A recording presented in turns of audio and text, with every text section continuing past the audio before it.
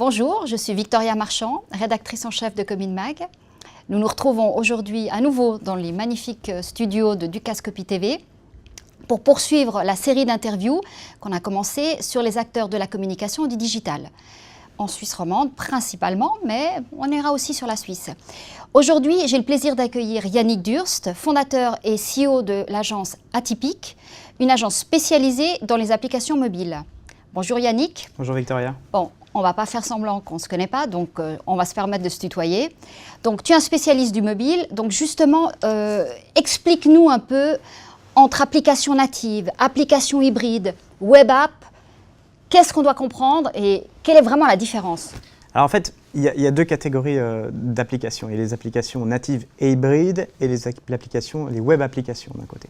Les applications natives, c'est des applications qui sont disponibles sur l'App Store, sur le Google Play Store et d'autres stores comme le store de Windows, qui sont développées dans le langage de la plateforme avec les outils mis à disposition par Apple, par Google et par Microsoft. Les applications hybrides, c'est des applications qui sont disponibles sur l'App Store, sur le Google Play Store et également sur Windows Phone. Mais elles sont développées avec des technologies qui sont de l'HTML5. C'est pour ça qu'on les appelle hybrides, c'est parce qu'elles sont à la base HTML. Et puis qu'on se sert d'un outil, d'une surcouche qui nous permet de les diffuser sur toutes les plateformes et généralement en même temps. C'est-à-dire qu'on réduit les coûts de développement.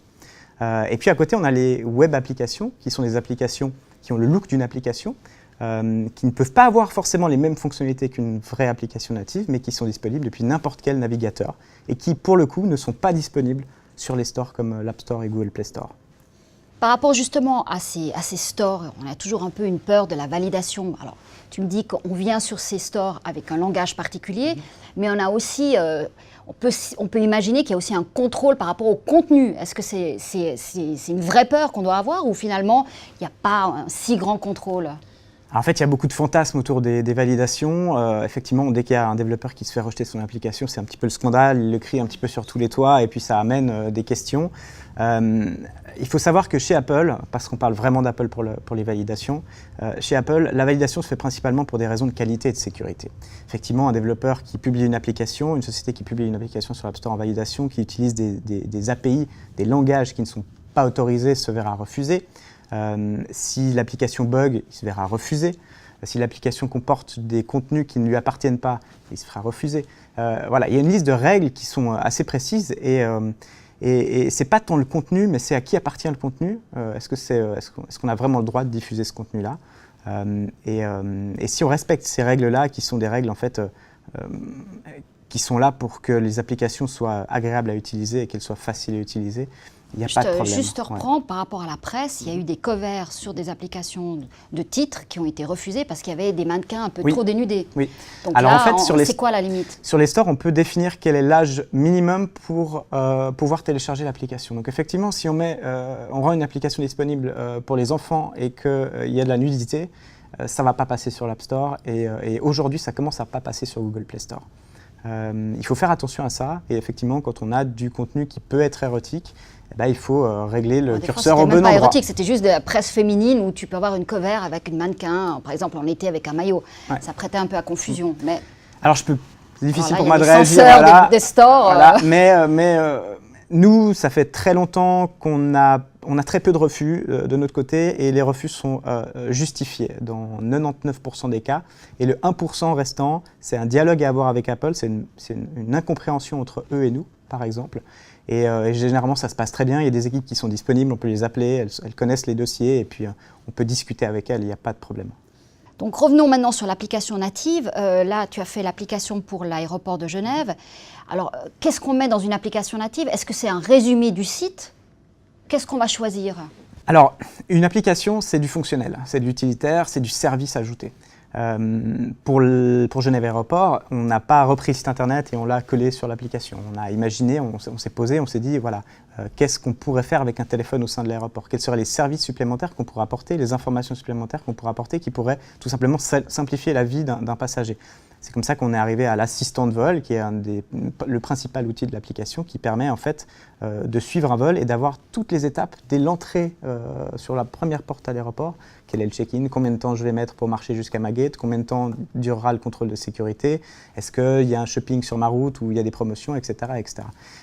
C'est un ensemble en fait de fonctionnalités qui sont utiles et qu'on ne peut pas forcément mettre sur un site internet ou qui serait beaucoup moins accessible sur un site internet tout simplement. Alors, tu es un des rares hommes en Suisse, et ça je tiens à le dire, à porter la iWatch aujourd'hui. L'Apple Watch, oui. L'Apple Watch.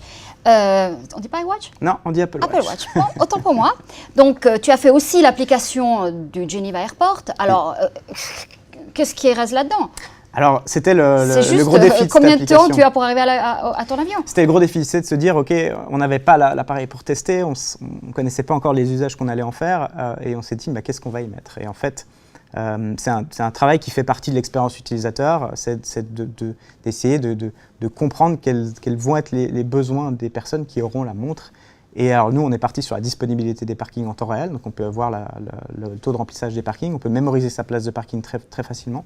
Et puis l'assistant de vol, on le retrouve également sur l'application, donc dès le moment où on suit un vol sur l'application smartphone, on a toutes les informations de ce vol qui sont disponibles sur l'écran, donc on a un coup d'œil, juste en regardant comme ça, on peut avoir le temps de départ, le temps de marche, etc., etc. Donc tu as dit le mot central, l'expérience utilisateur. Toutes les applications mobiles, c'est vraiment la clé. C'est un travail particulier avec le client. Comment, enfin, je veux dire, ton client, et tu dois encore le reconditionner pour qu'ils comprennent cette expérience. On doit éduquer les clients pour qu'ils comprennent que c'est pas un poste qu'on peut mettre de côté comme ça. L'expérience utilisateur, le design, l'ergonomie, ça fait partie c'est un très très gros poste sur une application parce que pour qu'une application ait du succès, il faut qu'elle soit simple à utiliser, il faut qu'elle soit agréable à utiliser. Et il ne faut pas avoir un mode d'emploi de 20 pages au premier démarrage de l'application. Donc effectivement, c'est vraiment, pour nous, à Atypique, c'est quelque chose qui est vraiment très très important. On a des spécialistes en ergonomie qui travaillent sur chacune de nos applications, qui s'informent, qui vont aux États-Unis pour les conférences, qui regardent qu'est-ce qu'il y a de nouveau, quelles sont les nouvelles études qui ont été faites, ce que propose Apple, ce que propose Google.